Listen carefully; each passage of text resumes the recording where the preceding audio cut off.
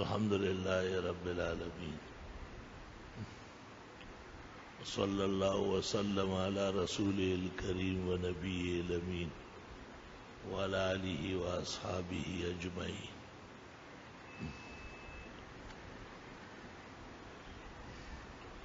أما بعد فأعوذ بالله من الشيطان الرجيم. بسم الله الرحمن الرحيم. والبدن جعلناها لكم من شعائر الله لكم فيها خير فاذكروا اسم الله عليها صواف فإذا وجبت جنوبها فكلوا منها وأطعموا القانع والمعتر كذلك سخرناها لكم لعلكم تشكرون.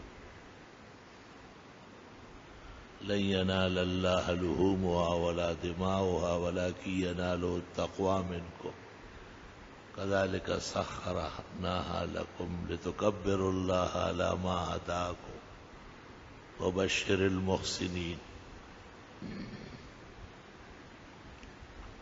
وقال النبي صلى الله عليه وسلم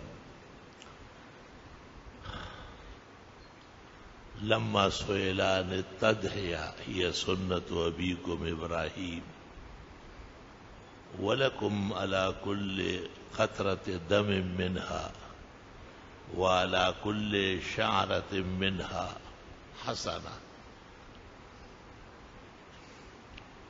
أخرجه الفقهاء والمتكلمون بأسانيد معروفة عندهم.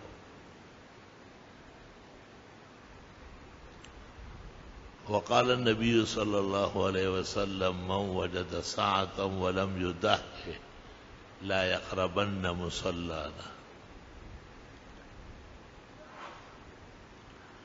اللهم صل وسلم على النبي وعلى آله وأصحابه وبارك وصل وسلم عليه. حج کے ایام اور اشہر بھی ہے. الحج اشہر معلومات. اللہ تعالیٰ فرماتے حج کے مہینے مقرر ہیں. شوال جو ختم ہو گیا، ذیقعد جو شروع ہے، اور ذی الحجہ جس میں حج انجام دیا جاتا ہے. حج حقیقت میں زیارت کو کہتے ہیں. ایک معظم اور محترم کے دیدار کے لیے جانا وہ حج کہلاتا ہے. اصطلاح شرع میں اسلام کے 5 ارکان میں سے آخری رکن 5واں عاقل مسلم بالغ بتوفیق ذات الطریق ومن یتعلق به. جب اس پر قادر ہو جائے تو اس پر حج بیت اللہ زندگی میں ایک مرتبہ فرض ہوتا ہے. صحیحین میں ہے کہ جب آپ نے حج بیان فرمایا تو حضرت عباس نے پوچھا العامنا ھذا ام للابد، ہر سال کرنا ہوگا یا زندگی میں ایک بار؟ آپ نے کہا بل للابد، زندگی میں ایک مرتبہ ایک مومن مسلم بیت اللہ کا حج کرے گا، اور اس کے بعد جتنی مرتبہ جانا نصیب ہو جائے. حلال مال توبہ و استغفار کے ساتھ اور سفر کے آداب اور شرائط بھی درست ہو. امید ہے کہ اللہ تعالی حج یا عمرہ قبول فرماتے ہیں. انا لا نضيع اجر المحسنین. اخلاص اور احسان والوں کا اجر اللہ تعالیٰ ضائع نہیں فرماتا. بہت ہی مشقت کا عمل ہے. اول تو منظوری لینا اور پیسے داخل کرنا اور پھر بال بچوں کو چھوڑنا اور اپنے کام کاج کو موقوف کرنا. چونکہ بلا کعبہ حاجات شد از دیار بعید روند خلق بدیدار شز بسی فرسنگ. شیخ سعدی کہتے ہیں کہ کعبہ دور دراز ملک کا نام ہے، اس کے دیدار کے پیچھے سفر کرنا پڑتا ہے. اللہ تعالیٰ بعضوں کے لیے آسان فرما دیتا ہے. ابراہیم علیہ السلام نے جب بیت اللہ شریف کی تعمیر فرمائی اللہ کے حکم سے، وَإِذْ بَوَّأْنَا لِإِبْرَاهِيمَ مَكَانَ الْبَيْتِ أَلَّا تُشْرِكْ بِي شَيْئًا وَطَهِّرْ بَيْتِيَ لِلطَّائِفِينَ وَالْقَائِمِينَ وَالرُّكَّعِ السُّجُودِ وَأَذِّنْ فِي النَّاسِ بِالْحَجِّ يَأْتُوكَ رِجَالًا وَعَلَى كُلِّ ضَامِرٍ يَأْتِينَ مِنْ كُلِّ فَجٍّ عَمِيقٍ. تو حق تعالیٰ نے کہا کہ کعبے کے دیوار پہ چڑھو، اور روایت میں کہ جبل ابی قبیس پہ چڑھو، سامنے جو پہاڑ تھا اب ختم ہو گیا، تعمیر میں شامل ہے. اور کانوں میں انگلیاں ٹھونسو، اس طرح جیسے مؤذن اذان دیتا ہے تو کان میں انگلیاں ڈالتا ہے، اور زور لگاؤ، اور جتنی طاقت تم میں ہے اتنا زور سے کہو یا ایھا الناس ان ربکم بنا بیتن فحجوہ. اے اللہ کے بندو، تمہارے رب کا گھر بنا ہے، آؤ حج کرو. یا ابراہیم علیہ السلام نے کہا ہوگا کہ خدایا کوئی ہے ہی نہیں میرے علاوہ اور میرے بیٹے اسماعیل کے علاوہ. حق تعالیٰ نے کہا ارفع بہا صوتک، آپ میں جتنی طاقت ہے آواز بلند کرے، میں ان تک پہنچا دوں گا جو قیامت تک حج کرنے آ رہا ہے. فَسَمِعَهَا الْأَرْوَاحُ فِي أَصْلَابِ الْآبَاءِ وَبُطُونِ الْأُمَّهَاتِ. وہ ارواح جو باپ کی پشت اور ماں کی چھاتیوں سے اترنے والی تھی، اور ابھی ان کا معدن عالم ارواح تھا، وہ سننے لگی اور وہاں سے آواز دی لبیک لبیک لبیک، حاضر حاضر، گھر میں حاضری مبارک.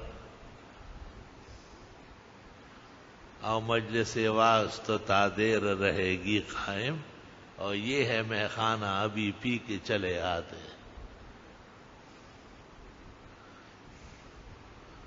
جس نے جتنی دفعہ لبیک کہا ہے اللہ نے اس نے اتنی دفعہ اس کو کعبہ شریف میں حج کا موقع دینا ہے.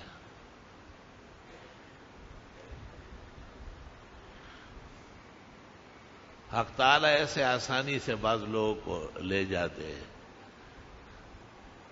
ہمارا ایک ساتھی تھا، اس نے ایک دفعہ واقعہ سنایا. اس نے کہا میں بمبئی میں بیٹھا ہوا تھا، حاجیان جا رہے تھے.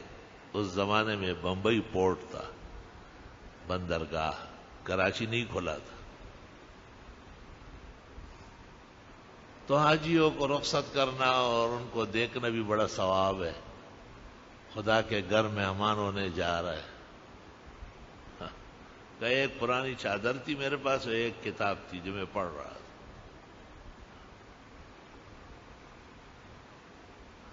تو ایک جوڑا میاں بیوی کا، بال بچے بھی ساتھ تھے، وہ ٹکٹ خرید کے اندر چلے گئے اور سب لوگ تقریباً چلے گئے. کہ میں نے دیکھا تو ان سے کوئی پرس رہ گیا تھا. اس زمانے میں لوگ سونا چاندی لے جاتے تھے، وہاں بیچ کے پھر اپنا کام چلاتے تھے. وہاں سونے کا دور بعد میں آیا ہے. کراچی بندرگاہ سے گندم کی بوریاں اور گھی کے ٹین اور چاول کی بوریاں لے جاتے ہوئے تو میں نے خود حاجیوں کے ساتھ نیچے اتارے. پورا 6 مہینے کا راشن لے کے جاتے تھے. یہ تو یہ 50 سال کے عرصے میں بس باران رحمت ہو گئی بلاد عرب پر، خزائن ابھر آئے. آج کائنات کے سب سے متمول، خوبصورت، دلکش اور جمال آرا مقام ہے. اللہ تعالیٰ قیامت تک اسی طرح آباد و شاد رکھے.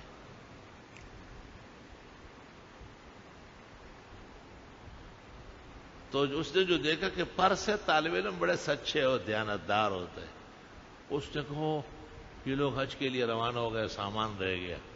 تو جہاز والوں کو کہا میں دے آتا ہوں. انہوں نے کہا جلدی جاؤ، فوراً آؤ، جہاز روانہ ہو رہا ہے. جہاز میں تو کئی حصے، مشکل سے انہوں نے اس کو دیکھا اور ان کو کہا یہ آپ سے رہ گیا. انہوں نے کہا ہماری ساری پونجی یہ. تو یہ ان کے حوالے کر کے جب جانے لگا تو بیوی نے خاون کو کہا مولوی صاحب کو بھی ساتھ رکھو نا، اتنے احسان کیے ہمارے ساتھ. تو اس نے کہا مولانا حج کرنا ہے. کہا کیوں نہیں کرنا؟ کہا آپ کا پیچھے، میرے پیچھے کچھ بھی نہیں، بس میں یہی ہوں جو آپ کے سامنے. لا الہ الا اللہ. کہا اس نے کیپٹن سے کہا کہ ٹکٹ ہے؟ کا ایک ہے 60 روپے والا.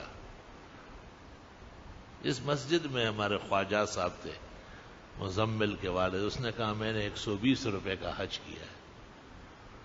تو کہا مولانا کو ٹکٹ دے دو. وہ چلا گیا، حج وج کیا. مولانا عبید اللہ سندھی وہیں تھے، ان سے 3 سال پڑھا.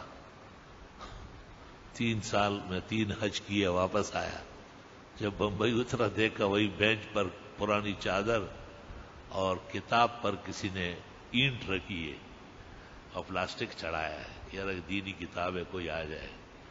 اسی طرح 3 سال پہلے جو چھوڑ کے گئے، واپس آ کے اپنی پرانی چادر اور اپنی وہ کتاب اٹھا لی. اللہ تعالیٰ جب مہربان ہو جائے سبب بنا لیتا ہے. علماء نے اس لیے کہا ہے دعا مانگتے وقت اسباب کو نہ دیکھے، مسبب کو دیکھے. دعا میں بھی سنت طریقہ ہے کہ یا اللہ میرے پاس کچھ نہیں، میں تو جتنا کمزور ہوں اس سے بھی زیادہ نکما و عاجز ہوں. آپ بڑے زبردست ہیں اور خزانوں کا مالک ہے، اور آپ جو کرنا چاہے کر سکتے ہیں.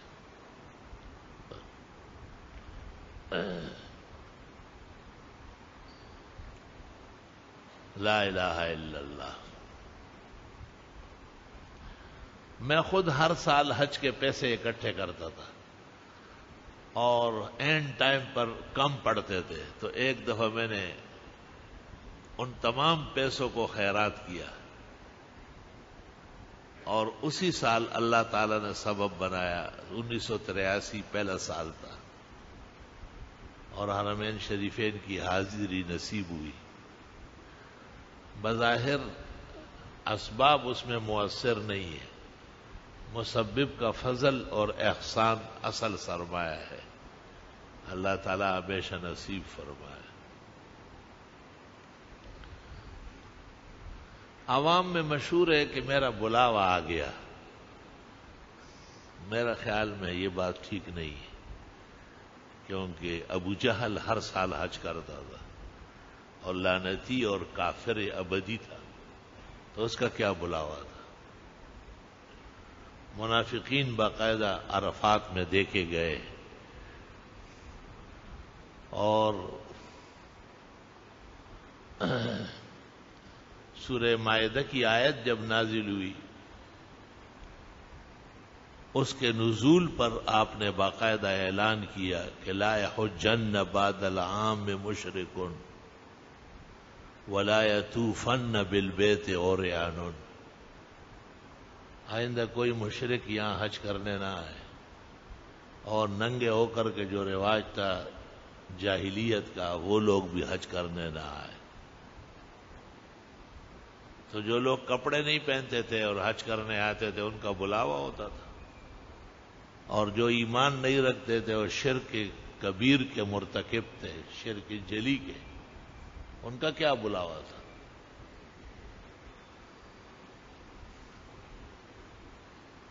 اور آپ نے فرمایا کچھ لوگ محنت مشقت کر کے یہاں آتے لیکن ان کا کھانا پینا اوڑھنا سب حرام ہے. ان کی کوئی دعا قبول نہیں ہوتی.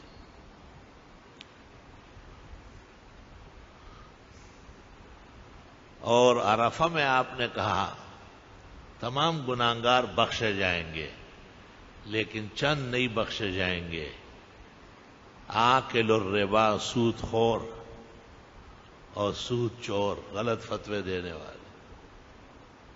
عاق الوالدین، ماں باپ کا نافرمان. قاتل النفس، ناجائز قتل کرنے والا. مدمن الخمر، شراب کا عادی.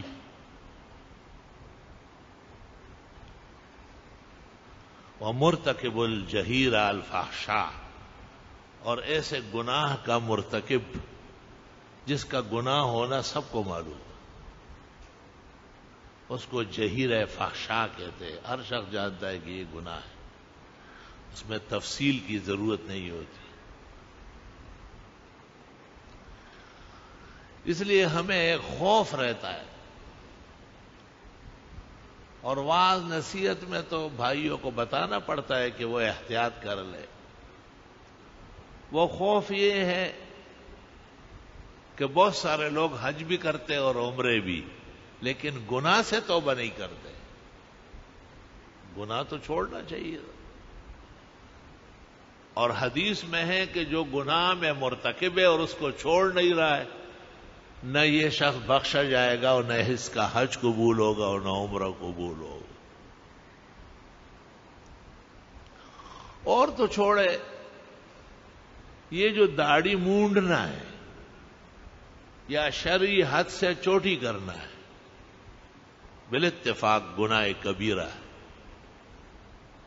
فرق ہے. لدھیانوی صاحب نے مجھ سے پوچھا کیا فرق ہے. ایک دفعہ بات ہوئی، ان کا یہ خیال تھا کہ مونڈنا اور چوٹی کرنا میں نے کہا نہیں، برابر نہیں. چوٹی کرنے والا بھی گناہگار ہے لیکن مونڈنے والے سے کم. تو مجھ سے کہا کوئی مثال دے دو. میں نے کہا ایک آدمی اجنبیہ سے زنا کرتا ہے اور دوسرا اپنی بہن یا ماں سے کرتا ہے، دونوں میں فرق ہے یا نہیں؟ فرق ہے. تو میں نے کہا یہی ہے. داڑھی چوٹی کرنے والا بھی گناہگار ہے لیکن مونڈنے والا بہت زیادہ گناہگار ہے، اور ان کو توبہ کرنا چاہیے اور اللہ سے توفیق مانگنا چاہیے. خداوند تعالی سب کو سنت کی زندگی نصیب فرمائے. ممکن ہے اسے مسئلہ نہیں پہنچا ہو. یہاں ہمارے نمازیوں میں ایک نوجوان تھا، آج سے 20-25 سال پہلے. جب میں نے بتایا کہ داڑھی مونڈنا گناہ ہے تو وہ کھڑا ہو گیا. اس نے کہا گناہ ہے؟ یہ تو آپ لوگ نہیں بتاتے. ہم تو سمجھتے تھے کہ بس جو رکھے بہت اچھا، جو نہیں رکھے اور اچھا. میں نے کہا نہیں، ایسا تو نہیں. پیغمبر کا حکم ہے وَاعْفُوا اللُّحَىٰ، بڑی بڑی داڑیاں رکھو. وَقَصُّوا الشَّوَارِبَ، اور مونچھے کم کر لو. تو عجیب بات ہے کہ بعض تو دونوں ہی صاف کر لیتے اور بعض داڑیاں مونڈ لیتے، مونچھے بڑی بڑی رکھ لیتے. ان سب پر نظر ثانی ہونا چاہیے اور توبہ استغفار کرنا چاہیے.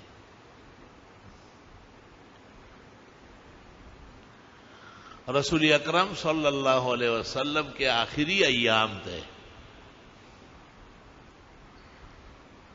اور چند مہینے بعد آپ کا وصال ہوا ہے، مورخین کہتے ہیں. اور آپ کی خدمت میں فارس سے ایک وفد آیا اور آپ سے کچھ گفتگو کرنا چاہا. آپ نے دیکھا کہ بڑے معزز لوگ ہیں، قیمتی لباس پہنے ہوئے ہیں، شان و شوکت والے ہیں، لیکن داڑیاں نہیں ہیں، مونچھیں بڑی بڑی ہیں. آپ نے پوچھا یہ کیوں کیا ہے ایسے؟ اس زمانے میں مرد کی داڑھی ہوتی تھی. تو انہوں نے کہا ہمارے قہرمان ایران کے بادشاہ نے کہا ہے آپ نے کہا قہرمان پر خدا کی لعنت ہو، مجھے اللہ نے رسول بنا کے بھیجا اور حکم دیا ہے کہ داڑیاں بڑی کر لو اور مونچھیں چھوٹی کر لو، اور آپ نے ان سے ایسا چہرہ موڑا۔ حضرت علی رضی اللہ تعالیٰ عنہ اور دوسرے صحابہ نے انہیں مسجد نبوی سے باہر نکالا، کسی اور جگہ مہمان ٹھہرایا۔ تو مسلمان کے مناسب میں ایک یہ بھی ہے کہ وہ جب حج یا عمرہ کرے تو اس سے پہلے ہی اس نے یہ سنتیں بھی بحال فرمائی ہو، اور ان کے لیے دعائیں بھی ہے، توجہات بھی ہے۔ میں مانتا ہوں کہ بہت سارے لوگ بغیر داڑھی کے بڑی نیکیاں کرتے ہیں، اور بہت سارے داڑھیوں سمیت بہت زیادہ جرائم کے مرتکب ہیں، لیکن داڑھی کا ہونا مستقل سنت ہے، اور داڑھی کا نہ ہونا مستقل کمی نقصان ہے۔ بہر کتاب الصوم، نہر کتاب الصوم، رد المحتار کتاب الصوم، فتح القدیر کتاب الصوم، ایک خاص جگہ آتی ہے۔ جگہ یہ آتی ہے کہ رمضان کے روزے میں داڑھی یا مونچھوں کو تیل لگا سکتے یا نہیں، تو یہاں فقہا کو جوش چڑھ گیا اور سب نے اس جگہ لکھنا شروع کر لیا کہ داڑھی رکھنا واجب ہے۔ او اما اخذها ما دون القبضہ لم يبح احد من العلماء، کسی نے بھی کم کرنے کی اجازت نہیں دی۔ واما حلقها كلها كالمخنثة من الرجال والمغاربة فحرام محض، بالکل صاف کرنا اور بالکل داڑھی مونڈنا یہ تو بہت ہی زیادہ افسوسناک اور قابل افسوس بات ہے، سخت ترین گناہ ہے۔ شیخ الاسلام شیخ العرب والعجم صدر المدرسین دارالعلوم دیوبند حضرت اقدس حضرت مولانا حسین احمد صاحب مدنی اعلی اللہ مقامہ نے ایک کالجی لڑکے کو جواب لکھا ہے۔ کالج کے لڑکے نے لکھا تھا، میرٹھ کالج سے، اقبال نام ہے لڑکے، کیا داڑھی رکھنا ضروری ہے؟ اور کوئی نہ رکھے تو اس میں فرق پڑے گا ایمان میں اور نیکی ہو۔ اس سے پہلے انہوں نے مولانا مودودی سے پوچھا ہے، مولانا مودودی نے برٹش جواب دیا ہے، مغربی طرز کا، وہ ذرا آمیزش کے قائل تھے۔ شیخ الاسلام مولانا حسین احمد جو دارالعلوم دیوبند کے صدر نشین تھے، انہوں نے اس جواب کو یکسر غلط قرار دے دیا اور فرمایا کہ یہ جواب صحیح نہیں ہے اور داڑھی رکھنا ضروری ہے، اور نہ رکھنے میں وعید ہے، عذاب ہے، پریشانی ہے۔ مولانا نے ایک عجیب طرح مفصل جواب دیا ہے کہ ہندوستان میں مسلمان کیسے زندہ رہے اور ان کا مذہب کیسے قائم رہا، اور لکھا کہ ہندو دھرم میں ایک مکر ہے، لفظ ہے، اور وہ ہر ایک کو کھینچتے ہیں، ایسا کھینچتے ہیں۔ گوتم بدھ والوں کو کھینچ لیا، سکھوں کو کھینچ لیا، وہ ان کے ساتھ ہو گئے۔ حالانکہ سکھوں کے ہاں مندر نہیں ہے، گردوارا ہے اور بت نہیں ہے، پھر بھی وہ ان کے ساتھ مل گئے۔ مولانا نے لکھا کہ مسلمان برقرار رہے، یہ ہندو سے بالکل الگ تلگ رہے، اور انہوں نے کوئی ہندوانی رسم قبول نہیں کی۔ ان کمالات میں مسلمانوں کا ایک کمال یہ بھی ہے کہ ان کے مذہبی شاعر زندہ ہے۔ جیسے بچہ پیدا ہوتا ہے تو اس کے کان میں اذان دیتے ہیں، تکبیر کہتے ہیں، اس کو اسلامی گٹھی دیتے ہیں، اسلامی نام رکھتے ہیں، اور اس کا اسلامی ختنہ کرتے ہیں، اسلامی طرز کا عقیقہ کرتے ہیں، جب بڑا ہونے لگتا ہے نکاح کراتے ہیں، سنت ولیمہ مناتے ہیں،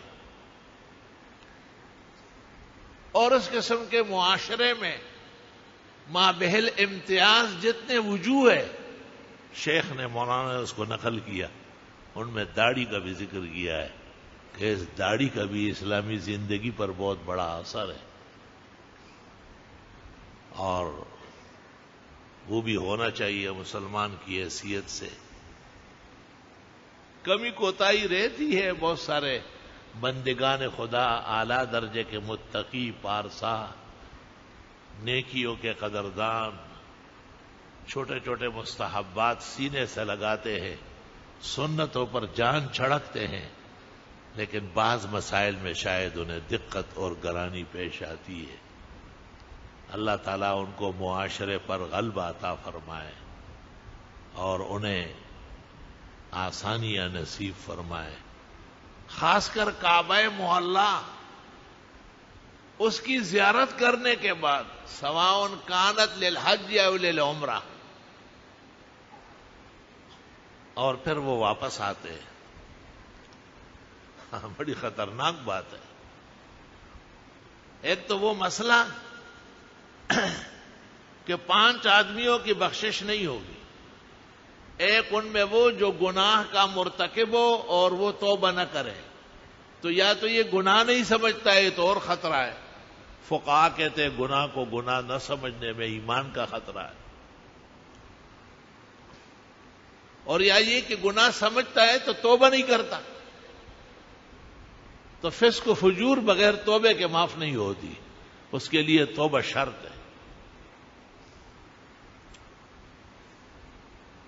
اس لیے جو حضرات حج کرنے جاتے ہیں یا عمرے کے لیے جاتے ہیں انہیں بہت خیال کرنا چاہیے۔ زندگی استرگے غڑوا دا قدم لارا ندا چپاک رسول پہ قدم خیزہ کا خوارا ندا، اللہ کے رسول کی سرزمین ہے، قرآن کے نزول کا مرکز ہے، توحید کا معدن ہے، کلمہ طیبہ کے مواقع ہے، اور محبت قرآن ہے، محبت الوحی ہے۔ اللہ سبحانہ و تعالی وہاں کے آداب، وہاں کی تکریم، وہاں کی تعظیم نصیب فرمائے۔ تو عوام سمجھتے ہیں جب کسی کو وہاں جانے کا موقع ملتا ہے کہ جی بلاوا آ گیا، اس دن ایک جاپانی قسم کا حاجی آیا ملنے کے لیے، کیا خیریت ہے؟ بس بلاوا میں کیا مطلب ہے؟ اللہ تعالیٰ نے بلا لیا اپنے گھر پہ، کیسے پتہ چل گیا؟ وہی جی ویسے کوئی جا سکتا ہے؟ میں نے کہا وہ جو حدیث میں ہے کہ کچھ لوگ یہاں آ کے تلبیہ پڑھتے ہیں لبیک اللہم لبیک، اور فرشتہ جواب دیتا ہے اللہ کی طرف سے لا لبیک ولا سعدیک بل حجک مردود علیک، نہ تو آیا ہے اور نہ تو اچھا آدمی ہے، تیرا حج بھی تیری وجہ سے مردود ہے۔ یہ والا بلاوا ہے؟ نہیں جی اچھا والا ہے۔ میں نے کہا تو اچھے اعمال ہوں گے تب اچھا والا ہوگا۔ اولیاء، صلحاء، خیراء، برراء جو اللہ کے رسیدہ بندے ہیں، بلا شبہ ان کے لیے تو یہ کہنا بجا ہوگا، لیکن ہم جیسے گناہگار اور ہما و شما کے لیے یہ سمجھنا کہ ان کا بلاوا آیا ہے یہ محل نظر ہے، اور اس میں احتیاط ضروری ہے، کیونکہ ان کے لیے سخت قسم کی وعید ہے، اور پھر یہ بالکل حج کو حج کی طرح کرتے نہیں، عمرہ عمرے کی طرح کرتے نہیں۔ جب آپ ان کے ساتھ رہیں گے نا تو آپ دیکھیں گے، آپ کو میری بات یاد آئے گی، کعبے کے سامنے حجر اسود کے لائن میں ایک آدمی سری جھوٹ بول رہا، سری جھوٹ۔ میں نے اس کو کہا یہاں تو بڑے سے بڑا مجرم بھی آ کے توبہ طائب ہوتا ہے تو آپ اس طرح سخت دل کے کیوں ہو گئے؟ بہرحال کمزوریاں اور کبھی کوتاہیاں بھی بہت ہے، اور اللہ کا دربار بھی بہت وسیع ہے، اور خدا کی رحمتوں کا دریا بھی بڑا موجزن ہے۔ اس مضمون کے آخر میں وہ حکایت یاد آتی ہے حجاج ابن یوسف ثقفی کی، جب مرنے لگا علماء سے پوچھا کہ بخشا جاؤں گا، تو اس سے تو بچے نہیں تھے، ہر گھر میں میت ہوئی تھی اور قتل ہوئے تھے، لوگ گھبرائے ہوئے تھے۔ تو اس نے اشعار پڑھے، اس کا حاصل یہ ہے کہ ربا ان کو یہ پتا ہے کہ میں گناہگار، یہ پتہ نہیں کہ آپ کتنے غفور الرحیم ہیں۔ وہ ایک علیحدہ بحر ذخار ہے، علیحدہ نظام ہے، اس میں کسی مولوی کا کام نہیں ہے۔ امام العصر محدث کبیر، آیت من آیات اللہ وفقیہ ھذا الدین علی الاطلاق، حضرت مولانا انور شاہ سے ایک شعر پڑھتے تھے، قباحت ہائے من چنداں کے سگزا عار می دارد، بجز دریائے فضل تو کہ شوید ای قباحت ہا۔ کمزوریاں اتنی زیادہ ہیں، گناہ اتنے ہیں کہ کتے کو بھی شرم آ جائے۔ اب اس کے لیے آپ کے فضل و احسان کا دریا چاہیے موجزن، جو اس کو دو ڈالے۔ مرقات الطارب میں یہ شعر موجود ہے، قباحت ہائے من چنداں کہ سگزا عار می دارت، بجز دریائے فضل تو کہ شوید ای قباحت ہا، وفضل اللہ اعم وکرمہ اتم۔ حج اور مناسک کے کچھ احکام اللہ تعالیٰ نے باہر والوں کے لیے بھی رکھے ہیں، ان میں سنت قربانی ہے۔ عالم اسلام کا مذہبی مقتضا ہے کہ حج اور عمرہ تو مخصوص مقام اور مخصوص مہینوں اور دنوں میں جا کے کیا جاتا ہے، خاص کر حج۔ لیکن قربانی آیت اسماعیل کی یاد میں جو سنت ٹھہری ہے، یہ پورے عالم کے مسلمان کرتے ہیں، عاقل ہو، بالغ ہو، مسلم ہو، متمول ہو، قربانی کا سخت ہو، نصاب ہو، مال ہو، اگرچہ ہولان ہول ضروری نہیں ہے، اس دن بھی کوئی مالدار ہوا، قربانی کے دنوں میں اس کے پاس کہیں سے وراثت آئی، تحفہ آیا، انعام و اکرام آیا، اور اتنا ہے جو نصاب قدر ہو، 52.5 تولے چاندی نصاب ہے، تو قربانی واجب ہے، خواہ وہ بکرا ہو، مینڈا ہو، گائے، بھینس یا اونٹ کا 7واں حصہ، 7واں حصہ، اس سے کم کی تو قربانی جائز ہے کہ کسی جانور میں 6 آدمی ہو، 4 ہو، 3 ہو، 2 ہو، لیکن 8 آدمی اگر ہو گئے تو قربانی نہیں ہوگی، کسی کی بھی نہیں ہوگی۔ وہ قربانی یہاں کسی کی ہوئی تھی، جو بھی آتا تھا اس کو شریک کرتے تھے، جب گائے ذبح ہوئی کہا تو کیسے ہے، کہ میرے بھی حصہ ہے، بھائی یہ تو 8 ہوگا، میرے پاس بھاگ آئے، میں نے کہا کسی کی بھی نہیں ہوئی، جلدی کرو دوسرا جانور لو۔ قربانی کے اندر تجزی نہیں ہے، جب ایک کی نہیں ہوئی اور وہ اس میں شریک ہے تو سب کی نہیں ہوئی۔ اس لیے علماء کہتے ہیں کہ سب مسلمان ہو، ہم عقیدہ ہو، ہم خیال ہو، کہیں ادھر ادھر کا نہ ہو، کیونکہ قربانی خراب ہونے کا بھی اندیشہ ہے۔ بعض لوگ بعض نوکریوں پر اعتراض کرتے ہیں، جی بینک میں ہیں بینک میں ہے، لیکن بینک میں سود کے لیے تھوڑا ہی ہے.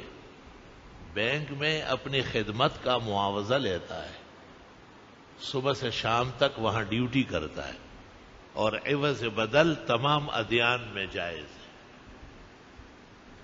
زیادہ سے زیادہ التصاق مکروہ کی وجہ سے بینک والوں کی نوکری مکروہ ہوگی کہ وہاں پر سودی لین دین بھی چلتا ہے، لیکن بینک کو مطلقاً مسلمانوں کو وہاں سے منع کرنا کہ آپ نوکری نہ کریں، صریح غلط، فقہ کی بغاوت اور احادیث اور دین سے ناواقفیت. مدارس اور مساجد کے اکاؤنٹ وہیں کھلے ہیں، حج اور عمرے کے ڈرافٹ وہی سے بنتے ہیں، بیرون ملک سے کاروبار اسی سلسلے میں ہوتا ہے. اگر خدا نہ خواستہ ان ظاہر بینوں کا یہ غلط فتویٰ کامیاب ہو جاتا، جنہوں نے آگے چل کر خود نام نہاد اسلام کے نام کے بینک کھولے، ای گناہ اس کے در شہر شما نیز شود. کل میاں حجام جہاں مونڈتا تھا اوروں کے سر، آج اسی کوچہ میں خود اس کی حجامت ہو گئی. میں نے اس وقت وہاں کے علماء کو کہا تھا کہ یہ فتویٰ ٹھیک نہیں ہے کہ آپ لوگوں کو کہتے ہیں آپ بینک کی نوکری چھوڑے، اب بینک میں 50,000 60,000 ملتی ہے، باہر ملتی نہیں، پاگل ہو جاتا ہے. کہیں یہاں ہمارے نمازی پاگل ہو گئے تھے وہاں پلر کے پیچھے نیت. میں نے کہا ابھی تو جماعت نہیں ہوئی. کہا اچھا یہ نہیں ہے. میں نے کہا امام یہاں ہے، وہاں تھوڑا ہی، وہ تو پلر ہے. تم نے کیوں غلط فتوے پر بینک چھوڑ دیا؟ اس کے لیے پہلے ایمان پیدا کرے. مردانگی بھی آزمائی باز زن کن. پہلے اپنے آپ کو مرد دیکھو، پھر کسی لڑکی کو گرفتار کرو. ایسا نہ ہو کہ کل منہ کالا ہو چکا ہو. اصل بات یہ ہے کہ سود علی الاطلاق حرام ناجائز ہے، اور سودی کھاتے میں جو ملوث ہے وہ یقیناً گناہگار ہے، اس کی بات نہیں ہے. بینک میں بہت سارے کھاتے ہیں جن کا سود سے کوئی واسطہ ہی نہیں ہے. اگر خدا نخواستہ مسلمانوں میں اتنا جذبہ کہاں رہا ہے، اب تو اور ان کو مارے جا رہا ہے. خود اپنے ملک میں ان کو ایسے طریقے پہ اٹھایا جا رہا ہے جن سے جان نکل جائے. اگر یہ فتویٰ تو اس کا حاصل یہ ہوتا کہ دنیا کے تمام بینکوں سے مسلمان نکل جائے، اور یہود اور نصارہ اور قادیانی اور پرویزی وہ آ کے بیٹھ جائے، اور مسلمان جھاڑو لے کر کے ان کے جو ہے نا جھولیاں اور ان کے دفتر صاف کرے. انا للہ و انا الیہ راجعون. اس لیے جس وقت صرف ایک بینک تھا، حبیب بینک، اس وقت بھی مفتی اعظم ہند مولانا مفتی کفایت اللہ نے یہ نہیں کہا تھا کہ بالکل بینک کی ملازمت حرام ناجائز ہے اور ان کے ساتھ رشتہ نہیں ہوتا ہو، ان کے تحفے سے بچو. غلط بات ہے، فقہ سے دوری کی بات ہے. بلکہ یہ کہا تھا کہ تقویٰ اور ورع کا تقاضا یہ کہ کوئی اچھا کاروبار اختیار کرو، اچھی نوکری ڈھونڈو، یہ قابل اعتراض اور مکروہ، اس سے بچنے کی کوشش کرو. لیکن اب جب دیکھا گیا کہ بھئی خدا نخواستہ اگر بینک سے مسلمان بالکل لا تعلق ہو گئے تو وہ لوگ تو زمانوں سے اس کے درپے ہے کہ کسی طرح مسلمانوں کے ایمان کے ساتھ کھیلے اور ان سے مذہب باہر نکالے اور ان کو اپنے جیسے بغیر ایمان اور کلمے کے بنا لے. مال اور دولت صفر ہونے کے بعد مسلمان کبھی بھی عزت نہیں پا سکتے. اس لیے یہ یاد رکھا جائے کہ صرف اسلامی کاز مضبوط رکھنے کے لیے اور اسلام کے خزائن اور عزت کو غالب رکھنے کے لیے لوگ بینکوں کی نوکریاں کرے، لیکن اس کو دل سے مکروہ جانے اور کہے کہ اللہ نے اگر میری زندگی میں مجھے اس سے بہتر کاروبار عطا فرمایا، اچھی نوکری دی، تو میں ضرور اس کو چھوڑوں گا. اگر آپ یہ فتوے دینے لگے کہ جی بس سب لوگ نکلے، ورنہ ان کا رزق حرام، ان کے ساتھ رشتہ حرام، ان کا قربانی میں شرکت حرام، اس طرح کا مسئلہ شاید اسلام کے حق میں نہ ہو. اور بجائے فائدے کے اس کا نقصان۔ بہرحال اس مسئلے پر سیر اصل بحث ہو چکی ہے۔ ہمارے جو رسالہ ہے اخصر المناسک، اس میں بھی میں نے فتاوی کے طور پر بحوالہ درج کیا ہے، من شاء فلیراجع الیہ۔ دوسرا مسئلہ یہ کہ جن کی قربانی لوگ اکٹھے بھی کرتے ہیں، اور ایسے سے ادارہ ہے احسن العلوم، یہاں خدام بھی بہت زیادہ ہے، ادارے کے لیے تعاون کی بھی ضرورت ہے، تو اجتماعی قربانی ہمارے نمازیوں کے اور ہم عقیدہ اور ہم رنگ لوگوں کی سہولت کے لیے یا کی جاتی ہے، اس میں بھی آپ شرکت فرمائیں۔ اور ہمارے جو ناظم صاحب جامعہ کے مولانا سہیل صاحب اور ان کے اعوان اور رفقا، وہ اس کی نگرانی فرماتے ہیں بہت اچھی طرح۔ یہ عاجز اور فقیر بھی جب موجود ہے تو خیال رکھے گا، اور اگر اللہ تعالیٰ نے کسی غیبی سبب سے حرمین حاضری نصیب کی تو پھر وہیں سے دعائیں کریں گے انشاءاللہ۔ بس یہ چند مسائل تھے جس میں حج بھی بیان ہوا الحمدللہ، اور قربانی کے مسائل بالتفصیل انشاءاللہ تعالی آنے والی شب جمعہ اور پھر جمعے کو مزید احکام مسائل، کیونکہ آسان نہیں ہے ایک لمحے میں بیان کرنا، ایک نشست میں۔ ہمارا اس پر پمفلٹ بھی شائع ہے، چھوٹا رسالہ عزیزم ہمایوں مغل، اس کو نئے سرے سے بعض اضافات کے ساتھ چھاپے، خاص کر بینک کے مسئلے کے ساتھ، اور اسے اگلے جمعے کو بھائی لوگوں میں تقسیم فرمائے۔ وآخر دعوانا ان الحمدللہ۔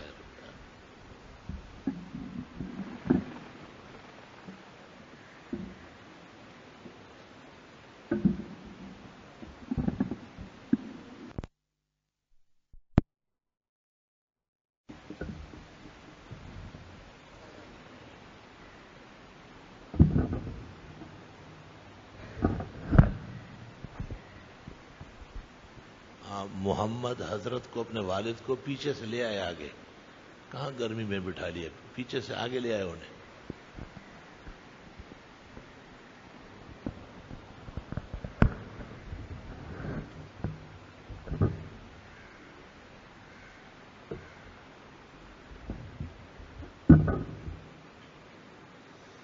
اللہ اکبر اللہ اکبر اللہ اکبر اللہ اکبر، اشہد ان لا الہ الا اللہ، اشہد ان لا الہ الا اللہ، اشہد ان محمد رسول اللہ، اشہد ان محمد رسول اللہ، حی علی الصلاة حی علی الصلاة حی علی الفلاح حی علی الفلاح۔ اللہ اکبر اللہ اکبر، لا الہ الا اللہ۔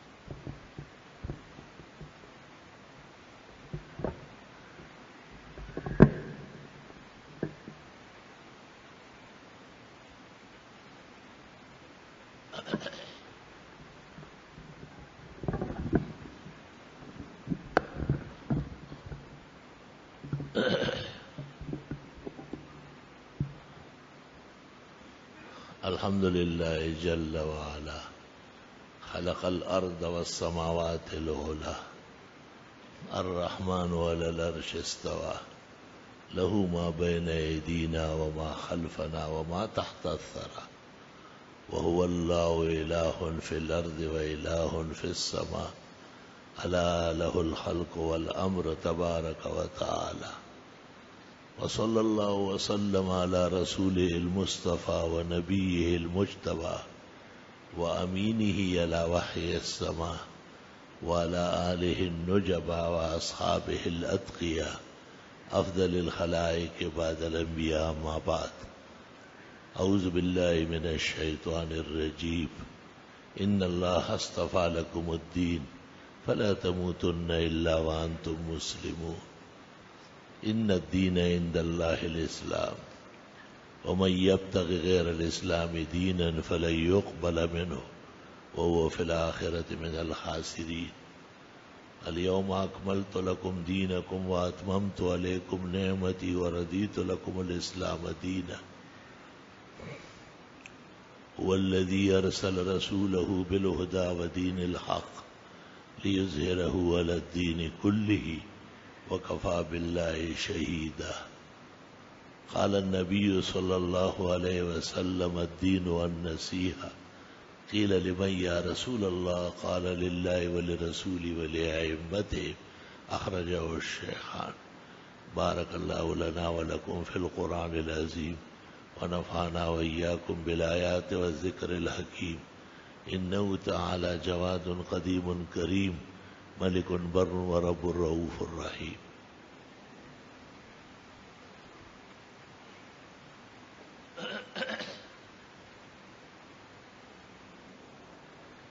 أحمدك حمد الحامدين وأشكرك شكر الشاكرين.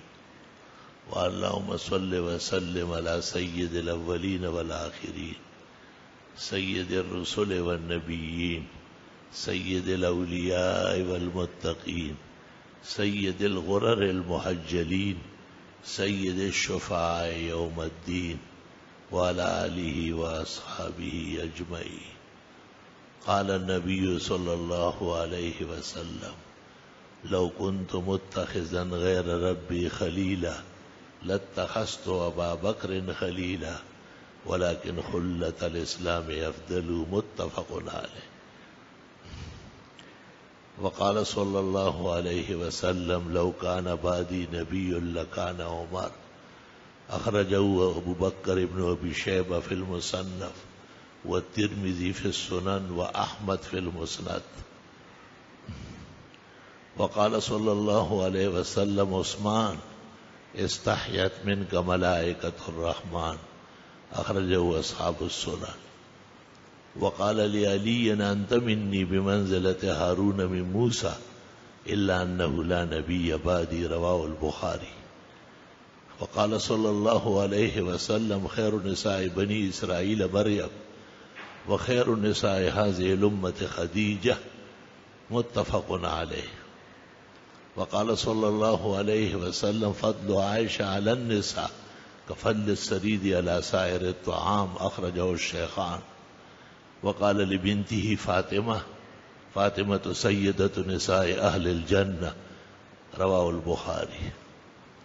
وقال صلى الله عليه وسلم الله في أصحابي لا تتخذوهم غرضا من بعدي ومن أحبهم فبحبي أحبهم ومن أبغضهم فبغضي أبغضهم. خير القرون قرني ثم الذين يلونهم ثم الذين يلونهم. إن الله يأمر بالعدل والإحسان وإيتاء ذي القربى وينهى عن الفحشاء والمنكر والبغي يعظكم لعلكم تذكرون.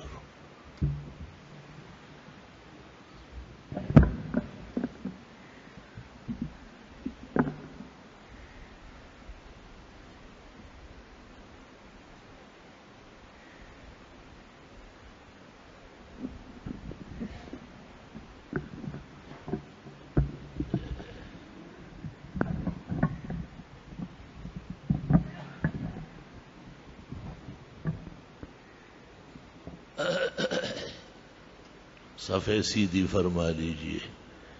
کوشش کرے کہ درمیان میں خالی جگہ نہ رہے.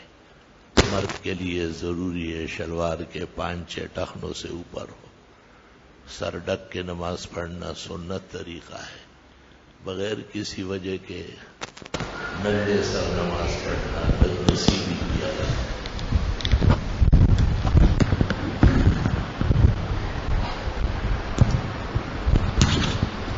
الله أكبر الله أكبر الله أكبر الله أكبر. أشهد أن لا إله إلا الله أشهد أن لا إله إلا الله أشهد أن محمدا رسول الله أشهد أن محمدا رسول الله. حي على الصلاة حي على الصلاة حي على الفلاح حي على الفلاح. قد قامت الصلاة قد قامت الصلاة. الله أكبر الله أكبر لا إله إلا الله.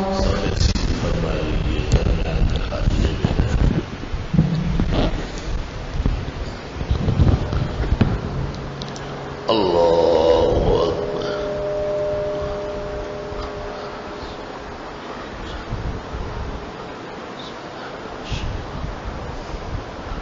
الحمد لله رب العالمين الرحمن الرحيم مالك يوم الدين إياك نعبد وإياك نستعين اهدنا الصراط المستقيم صراط الذين أنعمت عليهم غير المغضوب عليهم ولا الضالين. وأتموا الحج والعمرة لله فإن أحصرتم فما استيسر من الهدي ولا تهلكوا رؤوسكم حتى يبلغ الهدي محله. ومن كان منكم مريضا أو به أذى من رأسه ففدية من صيام أو صدقة أو نسك. فإذا أمنتم فمن تمتع بالعمرة إلى الحج وما استيسر من الهدي. ومن لم يجد فصيام 3 أيام في الحج و7 إذا رجعتم تلك 10 كاملة ذلك لمن لم يكن أهله حاضر المسجد الحرام. واتقوا الله واعلموا أن الله شديد العقاب. الله أكبر.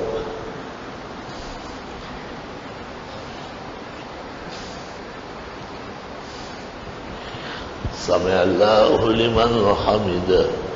الله أكبر.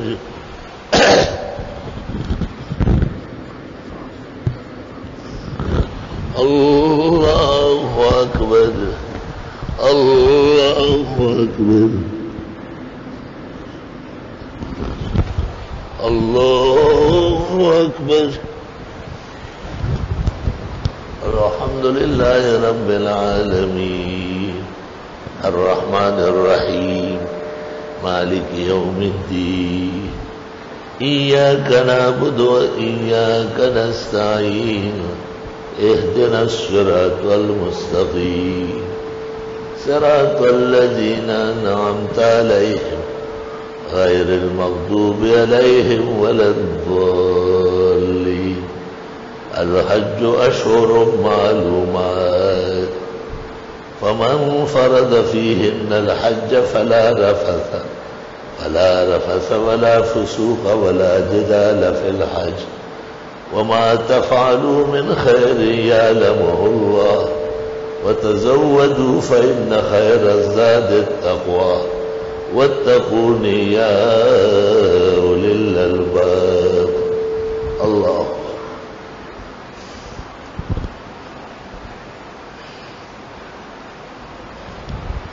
سمع الله لمن حمده. الله أكبر.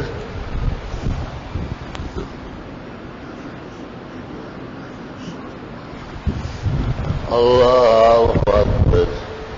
الله أكبر. الله أكبر.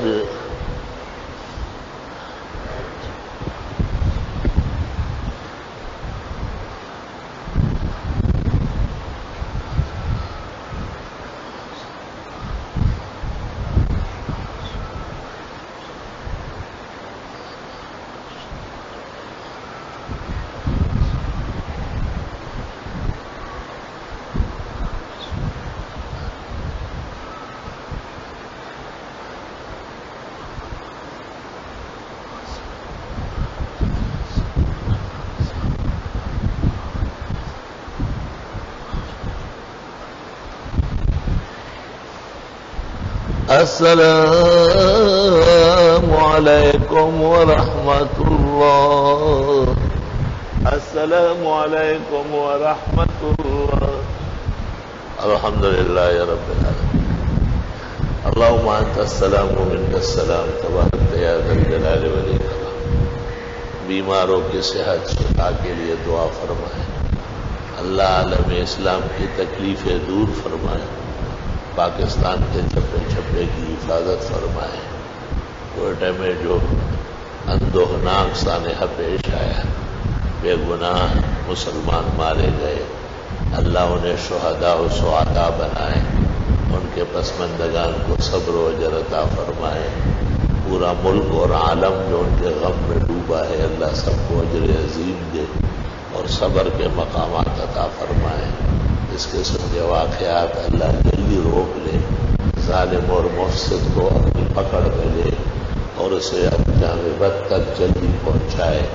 اللہ اپنے عباد اور بلاد کی حفاظت فرمائے. صلی اللہ تعالی.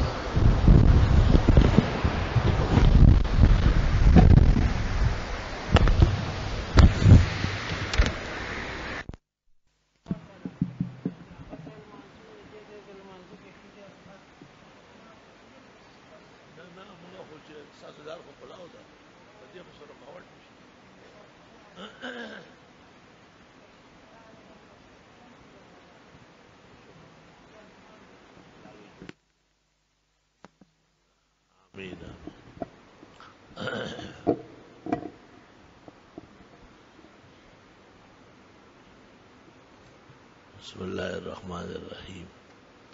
جو حضرات جوابات سننے کے لیے آگے بڑھ رہے ہیں وہ نمازیوں کا پورا خیال رکھیں. کسی بھی نمازی کے سامنے گزرنے کی کوشش نہ کریں.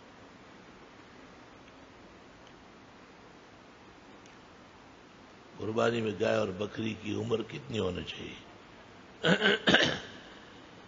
گائے 2 سال کی اور بھینس کا بچڑا یا بچڑی اور بکرا سال کا ہونا ضروری ہے اور اونٹ 5 سال کا ہونا ضروری ہے اور مینڈا اگر 6 مہینے کا ہے اور سال کا لگ رہا ہے پھر تو جائز ہے، ورنہ اس کا بھی سال بھر ہونا چاہیے.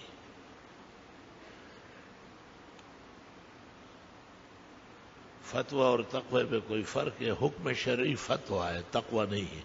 تقوی ہر شخص کا اپنا احتیاطی معاملہ ہے.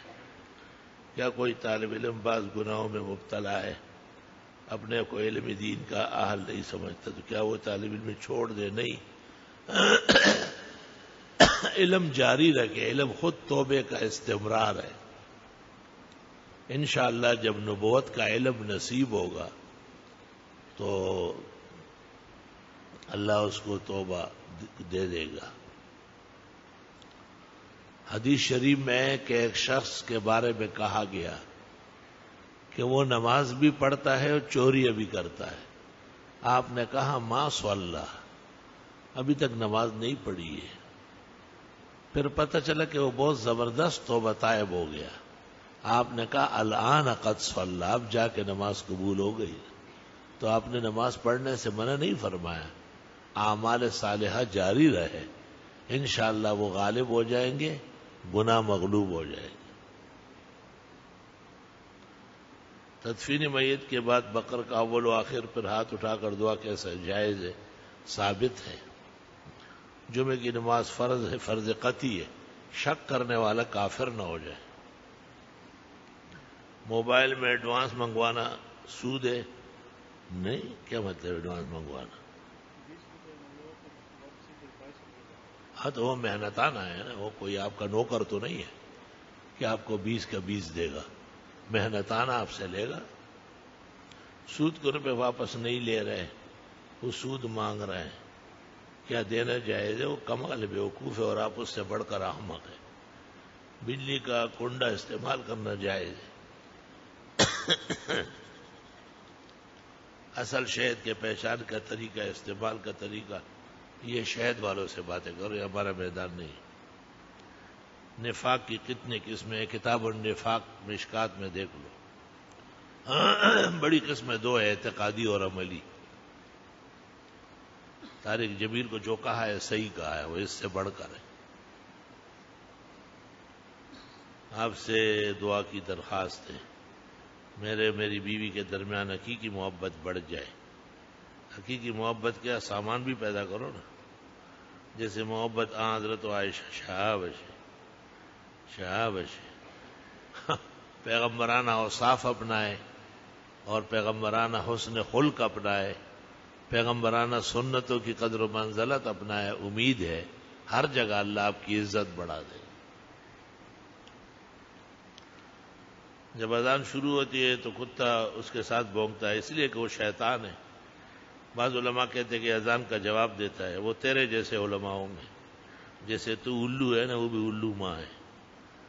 اذان کے بارے میں ترمذی شریف میں ہے کہ کتا جب بھونکتا ہے فَإِنَّهُ قَدْ رَأَى الشَّيْطَانَ فَتَعَوَّذُوا بِاللَّهِ، اعوذ باللہ و لا حول پڑھو۔ اور جب مرغا اذان دے فَإِنَّهُ رَأَى مَلَكًا، اس نے فرشتہ دیکھا ہے۔ تسبیح پڑھ لو۔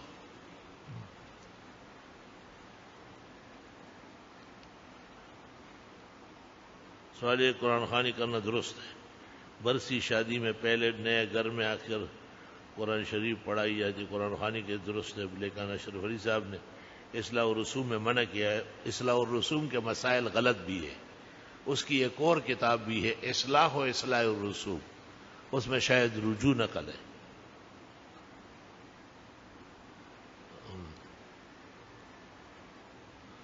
کیا اسلامی شریعت کی روح سے ایک اسلامی وکیل ملک کا سربراہ غیر مسلم نہیں ہو سکتا ہے؟ ملک کا سربراہ تو مسلمان ہی ہوگا جب آپ اسلامی ملک کہہ رہے ہیں۔ اگر نہیں تو اس کی کیا حکمت ہے؟ تو کافر کے ہونے کی کیا حکمت ہے؟ تمہیں شرم نہیں آتی؟ فضول باتیں اپنے آپ بیٹھ کے کرتے ہو۔ جیسے آپ کہے کہ میرے باپ کے علاوہ میری ماں کا کوئی اور خاوند نہیں ہو سکتا ہے، تو ایک اور باپ ڈھونڈ رہا ہے کیا؟ مسلمان تو یہی کہے گا کہ اسلامی ملک کا سربراہ مسلم ہی ہو۔ وہ کیوں کہے کہ جی ہو سکتا ہے؟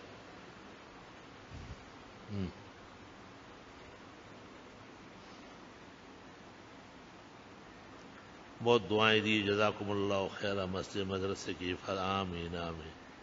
3 ماہ سے مجھے السر کی تکلیف ہے۔ او بابا کھانا کم کرو، مرچ مسالوں والے سالن چھوڑو، اور ہر کھانے سے پہلے ضرور 1 پاؤ دہی کھایا کرو۔ کوشش کرو کہ دہی ضرور کھائے، انشاءاللہ تعالی السر ٹھیک ہو جائے گا اور کینسر نہیں بنے گا، اور بہت جلدی فم معدہ کا زخم اللہ ٹھیک کر دے گا۔ بھاری کھانے، ثقیل کھانے جیسے گوشت، دال، چاول، کچی سبزیاں، بعض پھل، ان سے پرہیز کرو۔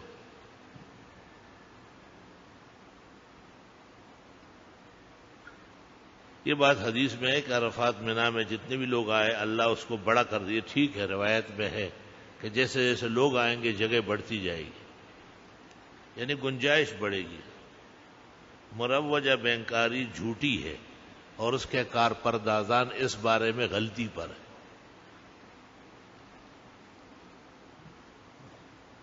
کیا میقات کا تعین آپ سے پہلے بھی تھا؟ یہ معلوم مجھے نہیں ہے، مواقیت تو متعین ہے۔ کسی مولوی نے آزاد یا کرنے کے بارے میں کہا تھا کہ اللہ نے اگر کسی کو نابینا پیدا کیا تو ہم کون ہوتے ہیں اس کی آنکھیں دینے والے؟ میں نے یہ بات کسی کے سامنے عرض کی تو اس نے کہا کہ اللہ نے آپ کو ننگا پیدا کیا، ننگے گھوما کرے۔ دونوں ایک جیسے ہیں۔ اللہ نے ننگا بھی پیدا کیا تھا، اللہ نے لباس پہنانے کا حکم بھی دے دیا، وہ ایک بات ہے کیا؟ فرض نمازوں کے اندر رکوع سجدے میں دعا مانگنا عربی میں ثابت ہے۔ یہ دعا پڑھنا اللہم زدنی علما، اللہم زد لی علما، ورزقنی فہما ورزقنی حفظا، کوئی حرج نہیں، لیکن نفلوں میں پڑھا کر۔ باب النفل اوسع۔ عمر صحت برکت عطا فرمائے۔ میرا نام عبد الوہاب ہے، وساوس کی بیماری میں مبتلا ہوں۔ اللہ تعالیٰ کمال صحت، کمال شفا اور قوت ذہن نصیب فرمائے۔ کہتے ہیں کہ بہت زیادہ تلاوت کرنے سے یا بہت زیادہ بزرگوں کے واقعات پڑھنے سے اور بہت زیادہ نوافل پڑھنے سے وساوس ختم ہو جائیں گے۔ وسوسے کی ایک حد ہے، جب اس تک پہنچ جائیں گے کافور ہو جائیں گے، اڑ جائیں گے۔ 3 علاج لکھے ہیں قرآن کریم کی تلاوت کی کثرت، نوافل کی کثرت، بزرگان دین کے حکایات، خاص کر مولانا اشرف علی کی ارواح ثلاثہ، اس کا آج کل نام ہے حکایات صالحین، بہت عمدہ ہے، اور اس سے یہ دماغی پریشانی اور کمزوری دور ہو جائے گی۔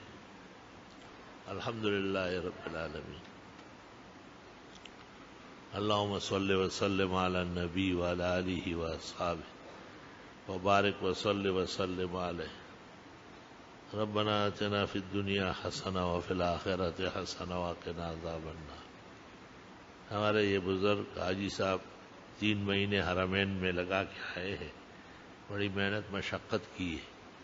کچھ بیمار ہے، دعاؤں کی درخواست ہے، پاؤں میں ورم زخم ہے وہ ٹھیک ہو جائے، اور دیگر عوارض ہے۔ سفر کبیر جو ہوتا ہے، طویل سفر، اس کے تعب ہوتا ہے، تھکاوٹ ہوتی ہے، گرانیاں ہوتی ہے، اسی سے اللہ اجر و ثواب بڑھا دیتا ہے۔ بہت سارے لوگ حج کے لیے روانہ ہوئے اور روانہ ہونے والے ہیں۔ خداوند تعالیٰ سب کا حج آسان فرمائے، قبول فرمائے، ان کی دعائیں ہم سب کے لیے، پورے عالم کے لیے ذخیرہ نجات بنائے۔ صلی اللہ علیہ وسلم۔